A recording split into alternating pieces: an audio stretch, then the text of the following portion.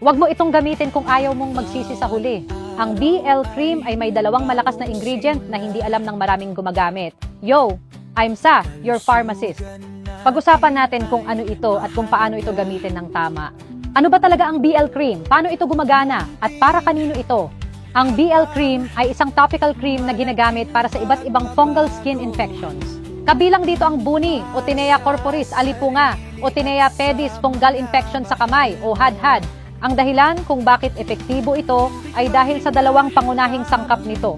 Una ay ketoconazole, isang antifungal medicine. Pangalawa ay clobetasol propionate, isang potent o malakas na topical corticosteroid. Nakakatulong itong mabawasan ang pamumula, pamamaga, at matinding pangangati ng balat. Pero dito kailangang maging maingat dahil may steroid ang BL Cream, hindi ito dapat gamitin ng pangmatagalan. Kapag maling diagnosis o maling paggamit, maaaring pansamantalang mawala ang pamumula, pero maaari pa ring lumala ang fungal infection. Sa matagal na paggamit, maaari rin itong magdulot ng pagnipis ng balat at iba pang side effects. Kaya mahalagang gamitin lamang ito ayon sa payo ng iyong doktor o licensed pharmacist. Habang ginagamot ang fungal infection, ugaliing panatilihing malinis at tuyo ang apektadong bahagi ng katawan. Magpalit ng malinis na damit araw-araw at iwasang maghiraman ng tuwalya upang maiwasan ang pagkalat ng fungi.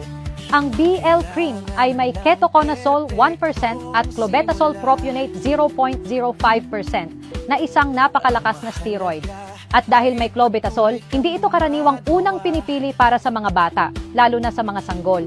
Iwasan ang paggamit sa mukha, singit o diaper area dahil mas manipis ang balat ng mga bata at mabilis masipsip ang steroid. Kaya tandaan, ang BL Cream ay hindi simpleng anti-itch cream.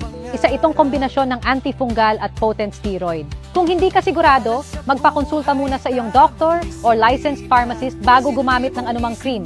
Ikaw, gumagamit ka din ba nito? Anong experience mo? Comment down below. And please follow, like, and share para maging updated ka sa informative videos na kagaya nito.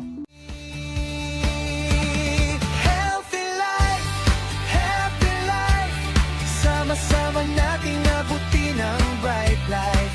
Alagaan